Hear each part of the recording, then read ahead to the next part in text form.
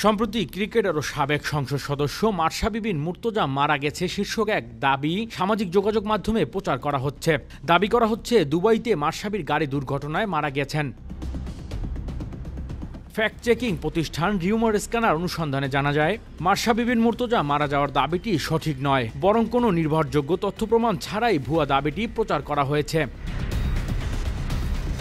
এ বিষয়ে অনুসন্ধানে দেশীয় ও আন্তর্জাতিক কোনো সংবাদ মাধ্যম কিংবা সংশ্লিষ্ট নির্ভরযোগ্য কোনো সূত্র মাশরাফি দুবাইয়ে অবস্থান বা তার মৃত্যুর দাবি সংক্রান্ত কোনো তথ্য পাওয়া যায়নি। প্রসঙ্গত ২০২৪ সালে ৫ আগস্ট আওয়ামী লীগ সরকারের পতন পরবর্তী সময়ে আর জনসম্মুখে দেখা যায়নি দলটির সাবেক সংসদ সদস্য মাশরাফিকে। তবে চলমান বিপিএলে সিলেট স্ট্রাইকারের হয়ে মাঠে নামার কথা ছিল তার, যদিও মাঠে আর দেখা যায়নি তাকে। এজন্য অবশ্য ফিটনেসের ঘাটতি থাকার কথা জানিয়েছিলেন সিলেট স্ট্রাইকার্সের কোচ মাহমুদ ইমন। গত জুলাই আগস্ট বৈষম্য বিরোধী ছাত্র আন্দোলনের সময় সরব ছিলেন দেশের বেশিরভাগ তারকাই, তবে অনেকটা নীরব ভূমিকায় ছিল মাশরাফি, জানিয়ে কম সমালোচনা হয়নি। তিনি আওয়ামী লীগের সংসদ সদস্য হলেও সবার কাছে পরিচিতি পেয়েছিলেন ক্রিকেট দিয়েই, তাই মাশরাফি নীরব থাকায় সামাজিক যোগাযোগ মাধ্যমে ক্ষোভ ঝেড়েছিলেন তার ভক্তরা।